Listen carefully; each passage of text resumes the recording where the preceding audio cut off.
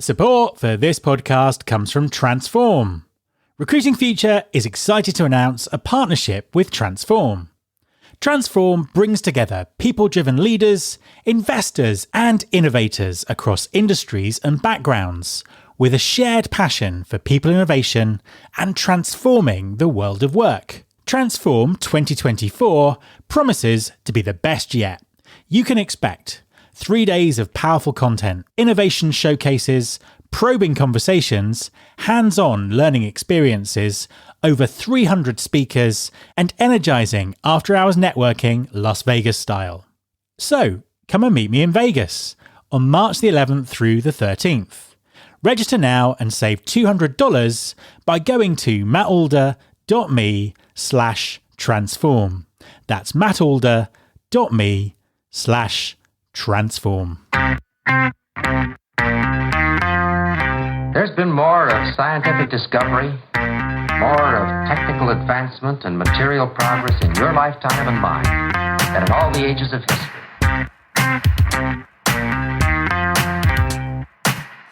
Hi there, this is Matt Alder. Welcome to episode 587 of the Recruiting Future podcast. With so much focus on potential AI-driven disruptive change and debate about the future, it's sometimes easy to forget that many employers are still struggling to develop and leverage their culture, and some still lack basic standardization processes for talent acquisition and other aspects of the people function. Looking at what's happening in startups and scale-up businesses is always interesting. They build business functions from a blank sheet of paper and often develop interesting and new ways of thinking and working. My guest this week is Roza Szafranek, founder and CEO at HR Hints. HR Hints acts as an external HR team to over 70 scaling companies. Roza has used this experience to develop the Culturivy method of building organisational cultures and processes, which is shared in a recent book called Culturivy, The Power of Changing a Workplace. Roza believes employers should address some long-standing issues in TA, such as the candidate experience and biased hiring processes. She also has a counterpoint view on the current efficacy of AI in hiring. Hi Roza, and welcome to the podcast. Hello, hi, super nice to be here, and thanks for having me. My absolute pleasure. Brilliant to have you on the show. Please could you introduce yourself and tell everyone what you do? Absolutely, thank you. I'm Roza, and I'm the founder and CEO of HR Hints.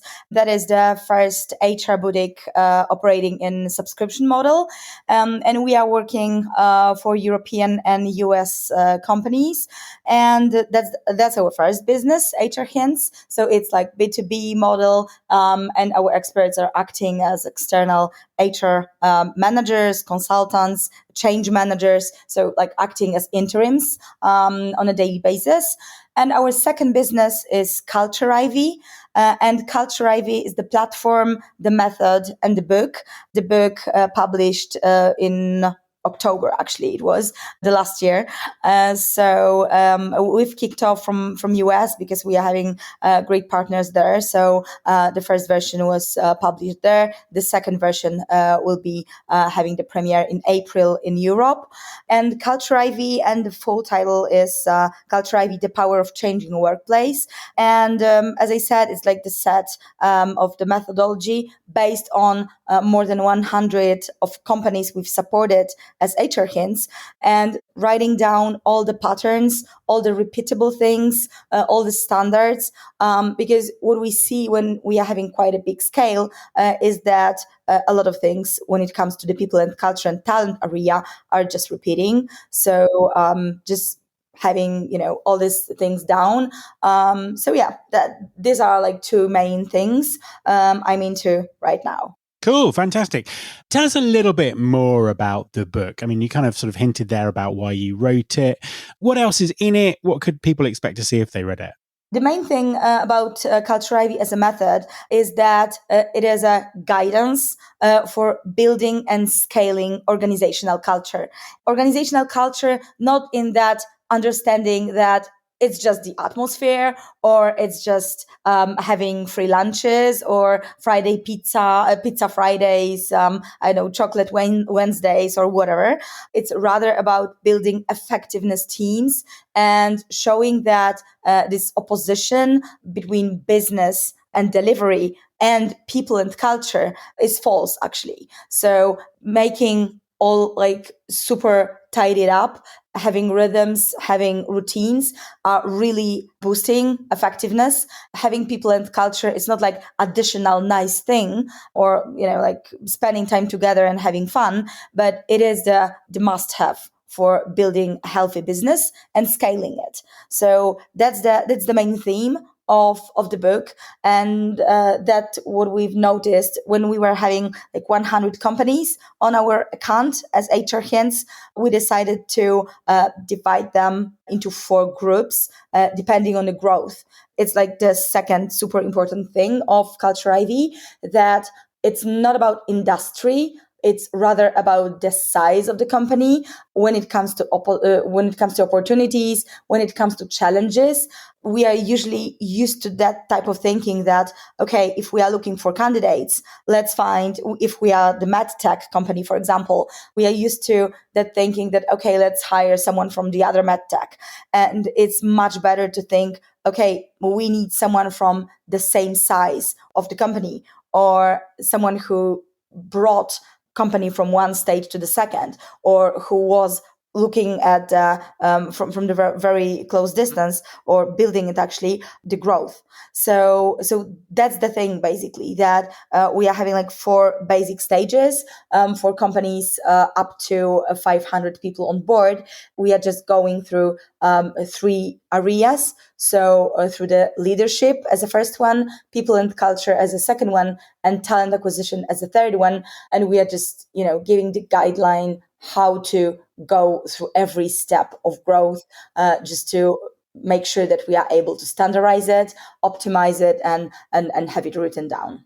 I want to talk about recruiting and talent acquisition in a second, but just to talk a little bit more about culture first. You mentioned it there as a critical part of what companies do and their growth.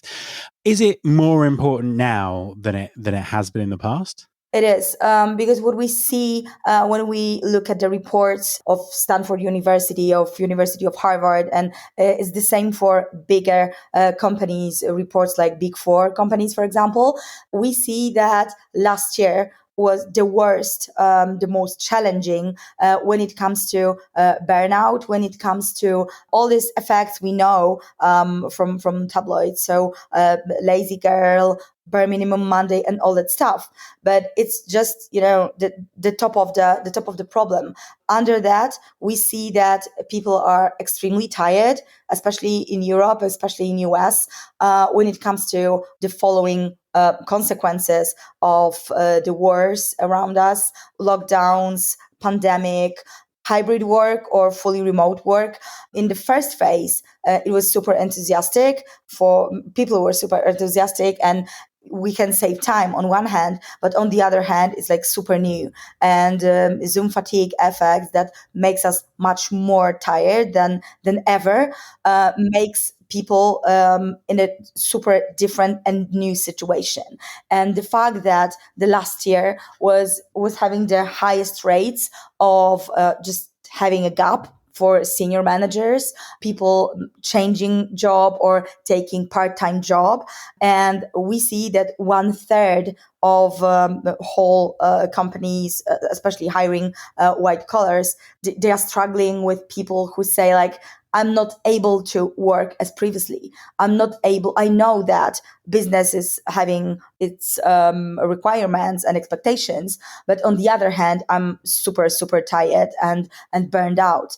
This is a huge challenge, how to manage people and culture area and still being able, especially that we are having the crisis, and how to manage the business delivery with people who are responsible at the end of the day for this delivery, and they declare being extremely tired. So it's kind of paradox, but in the current times, people and culture is really needed area, and it cannot be the additional thing, because of the fact that it's too crucial, and people see that effectiveness in a lot of companies is going down, and we need to manage it well. We need to tidy it up when it comes to behaviors, practices, rhythms, interactions, just to able to measure it, just to able to forecast it.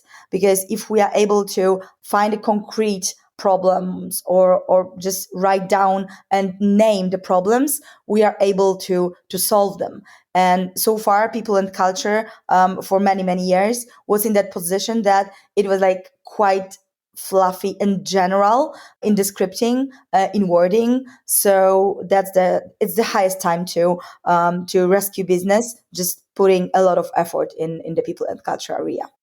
I think that's really interesting, because you've highlighted there just how much these stories have been in the news and on socials about, burnout and people having very different attitudes to work after the pandemic. What's the answer to some of this? I mean, what practical steps are you seeing companies take to develop and kind of really leverage their culture to sort of power that engagement with their people? The first thing is just to name it, because you are not able to measure it. You don't need to measure, describe, or forecast something you don't understand.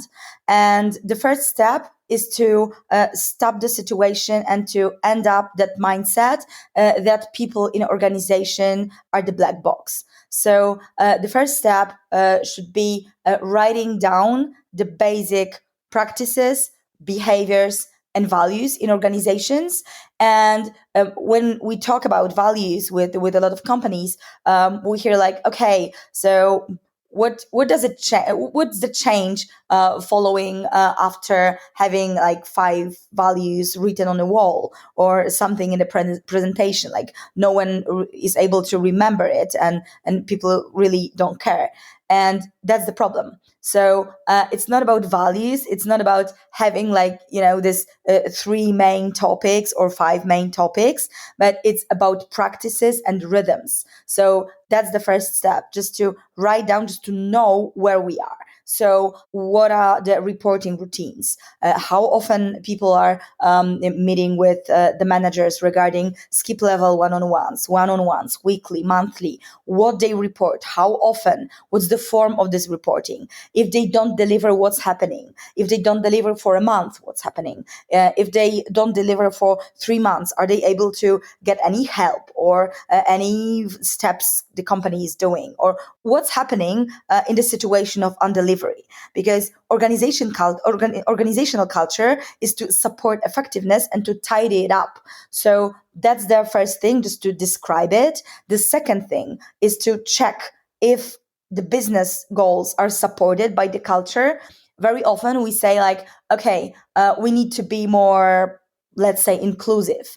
And when we look at our talent acquisition practices, when we look at our people and culture descriptions, routines, flow, behaviors acceptable and non-acceptable, we say like, okay, we don't do nothing actually to support inclusiveness. So, and that's fine, because having that consciousness, having that knowledge and making it concrete is just taking us to call to actions. So call to actions is the first step, and having the plan.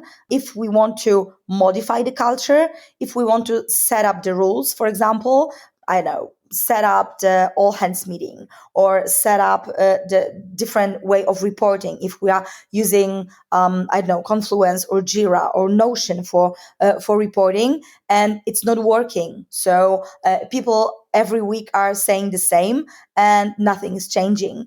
And we are not able to estimate the time, and we are not delivering on time. However, we are having a lot of people in the team because that's the problem that leaders are flagging very often. That, okay, I have people for that, and I think I have skills in my team, but I'm not able to commit to any terms, because we failed like for the last 3 times we've committed to that. So that's the like this basic 3 steps. So the first one, describe the situation, the culture, meaning values, behaviors, and practices.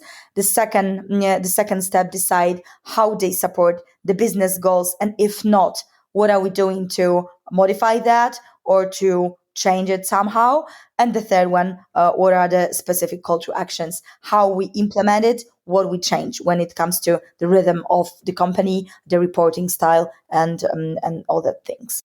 You mentioned there the issues with skills, the issues with recruiting people, also companies recruiting people, then laying people off. There's kind of so much going on in the talent space at the moment. How do you think organizations should think about talent right now? I think that a challenge of the talent space is, on one hand, it's quite interesting because on one hand, we are having a lot of new solutions. We are having AI for HR.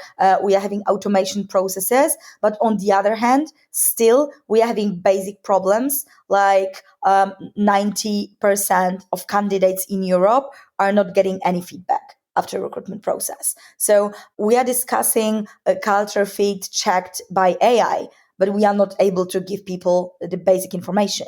So that's the thing to solve. And when it comes to the understanding of talent, I think like the biggest change in the current year and in the next years will be strengthening the importance of that part of asking questions and verifying the candidates, because we are pretty headhunters and headhunting driven. So we say, I need the best candidate. I need a rock star, the best candidate from the market.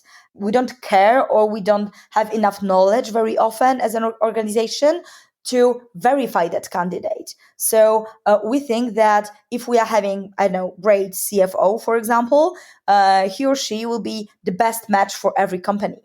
And we know very well that it's not true. So what are the practices of the company to build the non-biases or less biased recruitment process? So how to ask questions, how to divide these aspects of perfect recruitment persona to interpersonal skills, intrapersonal skills, and role-related skills. Like how we avoid the problem that we are having 5 recruitment steps and every person is checking the same. And it's just chitty-chatty and checking the vibe. Like we are having a lot of situations like that someone is saying, oh yeah, we are having great candidate. We are like having great vibe with this person. And you say like, okay, so what was checked already? You've taken like 5 hours of someone's time and your time as well as a company. So what do we know about the candidate? Well, he's a great guy, or like she's having a great communication flow. And it's like, okay, I see that. She's having like 15 years of experience. So I can imagine from the CV, what do we know after all these conversations? And very often it's not much, actually. Just, again, tidying it up, standardizing it, having a goal for every step, not repeating questions, and dividing all that skills, like no matter if we are looking for interpersonal, intrapersonal, or role related, just dividing them to steps and asking one person for asking one thing will be the strong focus for that, because organizations are more and more aware that it's not only about who they got, how hot is the CV, but also how we check that person. Imagine how fast we could solve the world's biggest problems if more SaaS startups would gain traction sooner. Welcome to the Tech Entrepreneur on a Mission podcast. This podcast is dedicated to sharing experiences from B2B SaaS CEOs who are going above and beyond to deliver change that is noticed. You will hear their secrets and learn what is required to build a SaaS business that the world starts talking about and keeps talking about, and how to overcome the roadblocks to do so. A quick word from our sponsors, namely, the more your business grows, the more important the essentials become. Your employees deserve a simple and seamless HR experience, and Namely makes it easy. Namely is the all-in-one HR solution with a modern, intuitive platform to save you time and keep your employees engaged. Whether you have 20 or 1,000 employees, Namely's award-winning technology makes your HR, payroll, and compliance needs easy to manage. From onboarding and open enrollment to payroll and time tracking, Namely handles the HR essentials so you can focus on your core business initiatives. You'll save time and gain the data you need to support your employees and keep your company thriving. And Namely is designed with everyday users in mind. Your team can easily navigate Namely's self-service tools to request PTO, acknowledge peers, review pay stubs, and enroll in benefits. There's even a mobile app to keep everything accessible, whenever and wherever your employees need it. Make HR simpler for everyone. Power your business with Namely today. Learn how your business can benefit today at namely.com. That's namely.com. So the organizations who are doing that really well, is there anything else that they're doing to sort of make sure that they're evolving recruitment into this non-biased process that's giving, that works for everyone and is giving them what they want? Is there an aspect of something else that those companies do to make that work?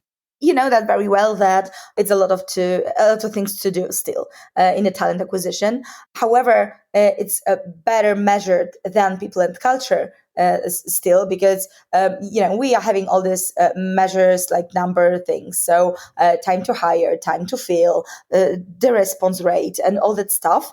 I think what's crucial for being good in recruitment is really having standardization and not making it too psychological. And I'm saying that after spending like 10 years at the university in psychology, after PhD studies, very often I see that avoiding that mindset that, okay, I see that candidate was sitting on the right side of the table, and that means that he wants to dominate the room. Like all that, not concrete, but guesses based on just, kind of feelings, and avoiding them and building the mechanisms in organizations that are helping to do that are making recruitment process less biased. So I think if I could say like one thing additionally to your previous questions, and one thing that is like the common thing for successful recruiting is that thing, just to making it standardized and not adding things that we cannot measure. Absolutely. And what impact do you think AI is going to have on HR and talent acquisition? We've seen a huge amount of talk about it in the last year. Some sort of impacts in various places, but there's a real sense that the biggest impact is to come. What do you think that impact will be? When it comes to the AI in recruitment, especially, so when we are talking about automation, when we are talking about bots, when we are talking about ATSs with, for example, making notes, this is the great thing when it comes to the declaration. And what I see in practice from the last year, I see very often that people are super interested, especially in tech organizations. They explore a lot of solutions, and they implement them only if they are like small things changers. I see that big solutions that are, for example, AI driven, and they focus on, for example, culture fit. I've seen like 3 such solutions last year, and they were all tech startups because we are working a lot of private equity and VC venture capital investors. So we are having a lot of new tech businesses on our table. And when I see so sophisticated solutions, and when I see big changes when it comes to automation, I'm afraid that in the next 2-3 years, they won't be successful, because people are super afraid of new implementations. And I see that HR directors are taking care, there's first reaction to that. They say, we won't be automating so big amount of things, not to being forced to fire a lot of people. After these actions of Google, for example, or IBM, when AI was able to replace a lot of people, and in the following, thousands of people lost their jobs. After that, and it was like the middle of the year, after that, I saw that a lot of HR directors and a lot of, especially head of talent, experts and managers, they decided to not go super bravely and with the boldness into new solutions, rather focusing on, okay, so maybe we can take additional feature to our ATS. So that's the vibe. I think that we rather talk about changes in made by AI in HR than we do that in the last 2 quarters. That's what I see, and I think that before we won't go through the mental change, because what we see, especially from candidates' side, that if they are taking part in the recruitment process supported by AI, the response rates and their interactions are going down even up to 40%. So people still are having the distance to AI. They don't like to talk to bots. They don't like to talk, especially if they are like voice bots. And on one hand, we know that it's coming in talent and people and culture. On the other hand, we want to be sure that it won't be super intensive. That's my take on it. So I suppose to summarize everything that we've talked about, I mean, how do you hope that talent acquisition will develop in the future? So if we were having this conversation sort of 2 or 3 years' time, what do you hope would be happening? I think like 3 basic things. The first one we discussed previously, so that people will pay more attention into verifying and checking candidates, not only getting great candidates. The second thing, for sure, it will be because we see that wave already, and I think it will be stronger and stronger, that people are able to spend more time on defining the perfect recruitment persona. So who exactly am I looking for, rather than meeting hundreds of candidates later. And it's quite new because it's like 5 years maybe, because very often hiring managers previously were saying like, I don't know, who am I looking for? It's just CFO, just using that example. It's just CFO. So find me 10 candidates and I will make the decision. Whom exactly am I looking for? And now I can see that people are able and want to spend more time on defining the persona. So to prepare more at the beginning to save the time, actually, because you are able to meet like 3 candidates when you are having like a pretty great standardized persona and you know who you are looking for. So that's the second thing. And the third thing, what I see, especially in a crisis, in the last year, a lot of recruitment agencies, a lot of headhunters and advisors were waiting for having the job, because companies were saying, okay, we'll be doing it on our own. There is a lot of candidates on the market, so we'll manage. And what we see, they are not able to manage. So the recruitment processes are taking a lot of time, and they are like even 150% longer than before the crisis. So they are looking for and they are waiting for the perfect candidate from the market. Surprisingly, they are not able to do that if they don't have HR manager or talent acquisition expert, because it's still hard. Like market, okay, maybe there are much more candidates, but on the other hand, people are tired and great candidates are off the market, or they are having different expectations than previously. So they won't work a lot as in last years. So the pool is smaller, actually, the real pool. And the next step of that, and that's my third forecast, is that it will be professionalizing regularly and quite intensively in the next year, in the next 2 years, because people see that mindset that, okay, it's easy, I'll do that on my own, won't work. So that's the third. Roza, thank you very much for talking to me. Thank you very much for having me. It was a pleasure. My thanks to Roza.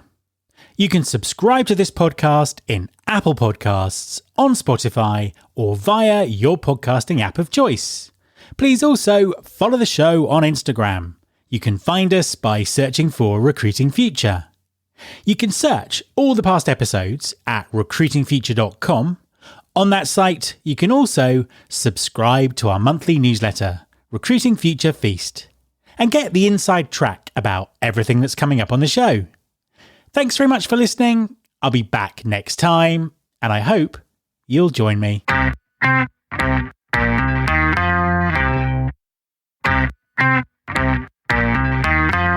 This is my show.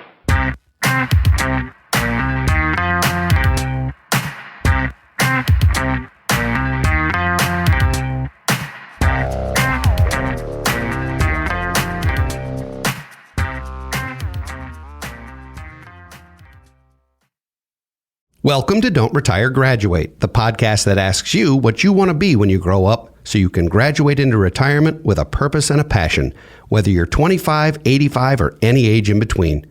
Gain actionable financial and mindset tips from your favorite authors, podcasters, and influencers to help you reach that exciting next chapter. Listen now and start building your path to financial freedom and reframing what retirement can mean to you. This is your host, Eric Brotman, reminding you, don't retire, graduate.